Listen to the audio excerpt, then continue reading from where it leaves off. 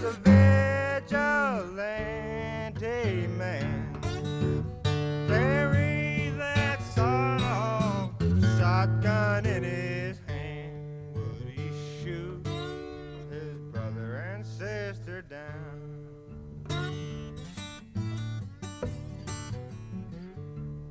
Have you seen that vigilante man?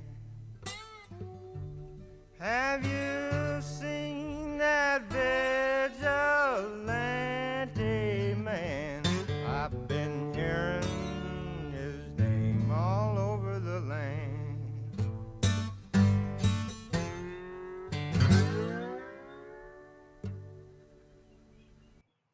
Hello, vinyl community. Elliot here, Lazy Dogs Records. I'm outside on a beautiful day here and thought I would do a review of the Record Store Day release from Ry Cooder. This one is called Live at the Main Point 1972. And this album is coming out from Rhino/Warner Brothers, limited to 5,300 copies, 3,000 in the US, the rest in the rest of the world. And the release is produced by a fellow named Jason Jones, and he has let it be known that he's had trouble convincing the suits over at Warner that Ry Cooder archival recordings should be released on vinyl and or CD. This is just a vinyl release, no other formats, and that whether they're going to go forward and take more of those archival recordings and release them is dependent on how sales do. So hopefully a lot of people are scooping up this great Ry Cooder album that I'd like to tell you about a little bit. First of all, the packaging, bare bones. It's just this photograph of him on the cover. It's a little bit deceiving because here he is playing an electric guitar. This is an all acoustic set. This is the complete acoustic solo set that he did at the Main Point on this occasion of this recording. There's the back, and fortunately, it's standard black vinyl, no colors. I like that. And it comes with an inner sleeve that has a poly inside. So I did not have to replace the inner sleeve when I cleaned it. There are no liner notes for this album. I hate that, especially on an archival recording like this. I would love to know more about the venue, more about the tour he was on at this point, the song selection, so on and so forth. But there's nothing like that here. This is just bare bones. It was pressed at GZ in the Czech Republic.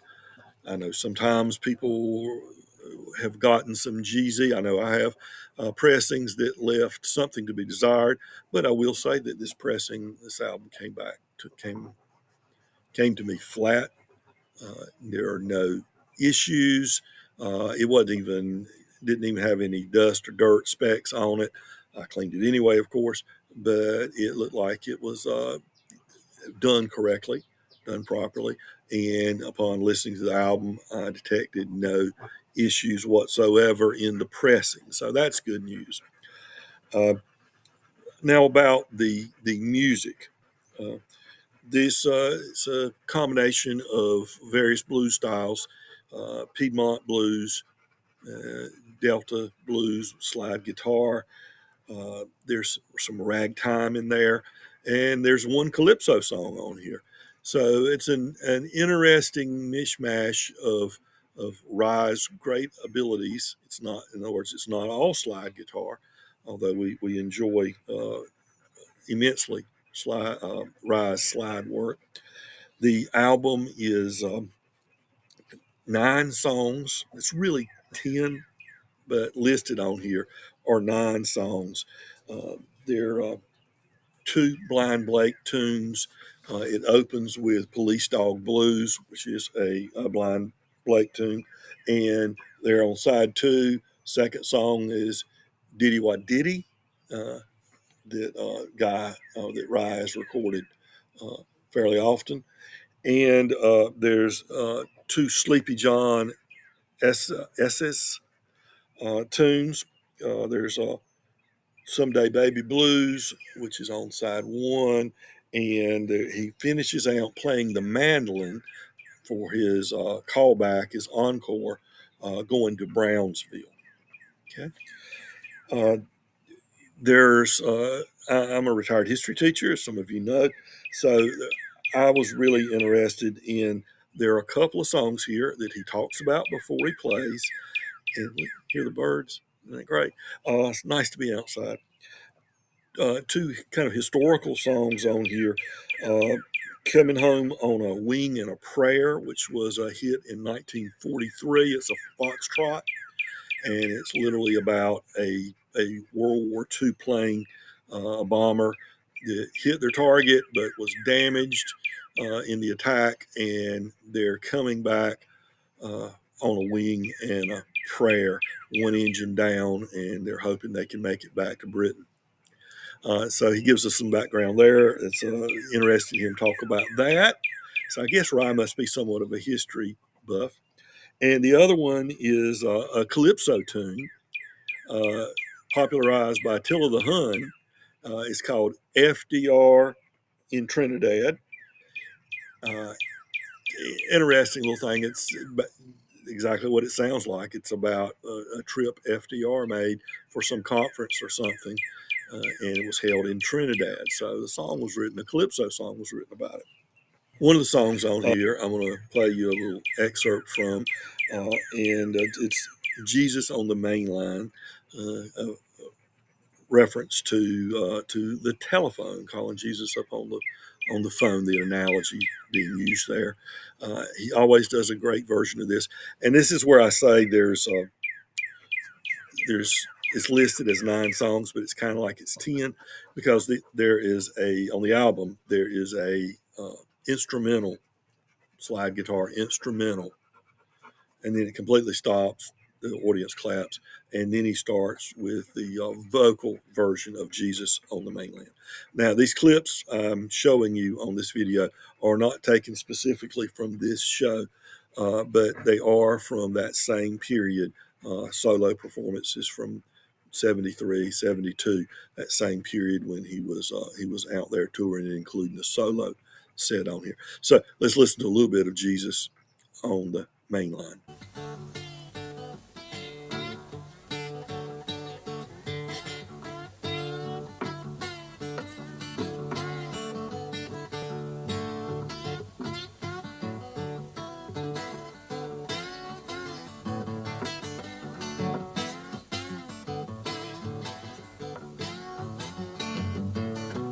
By Jesus on the main line, tell him what you want, Lord. Jesus on the main line, tell him what you want. Jesus on the main line, tell him what you want, and you can call him up and tell him what you want. Now the line ain't ever busy.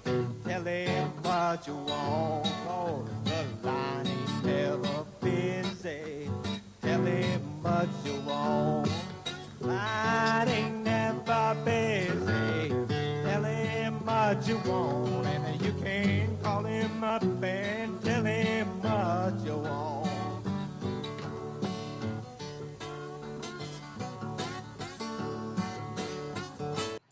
Don't you just love that? He also does a Woody Guthrie tune, Vigilante Man, which is what I think I played for you to begin this video.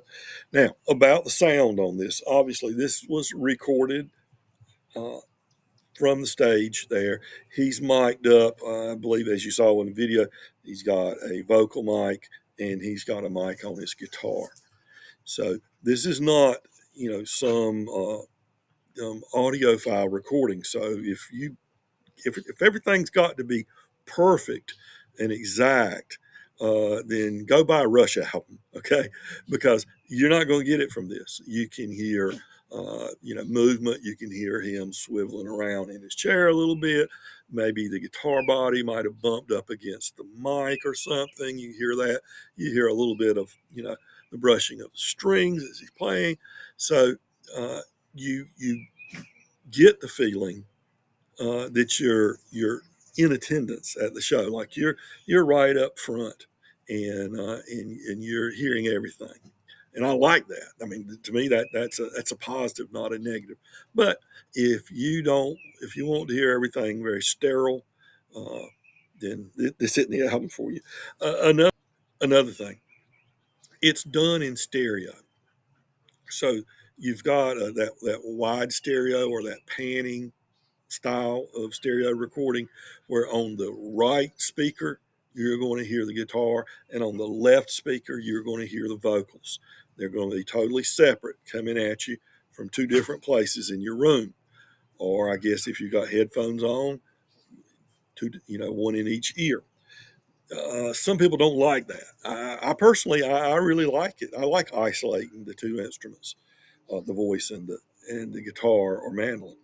I like that. But there's a simple solution if it does bother you, and it does bother some people. You've on your amp or receiver, you may have a mono switch. Switch it to mono. You may have in your connections, your lines running, and what I've got is a switch. I can go from mono to stereo back and forth, and just turn that switch. Or you may have two different turntables or two different carts to go on that turntable, and one is set up for mono, in which case, you could play it on that. But soon as I switched it to mono, all of a sudden you get both voice and instrument in both speakers again. So you've got options there. I really enjoyed this album. It's well recorded, and it gives you the feel of really being there at a time when Ry Cooder was just at his peak in his power as a player. You get this great slide work. You get this great uh, uh, virtuoso guitar work from Ry Cooder, and you get some really good songs as well. So I hope that that helps inform you about this album, and maybe you'll decide that you want to add this to your collection. I recommend it. Okay, folks, enjoy nature. Remember, be kind to your neighbors, folks, because you know it and I know it. We're all neighbors. Love you, brothers and your sisters.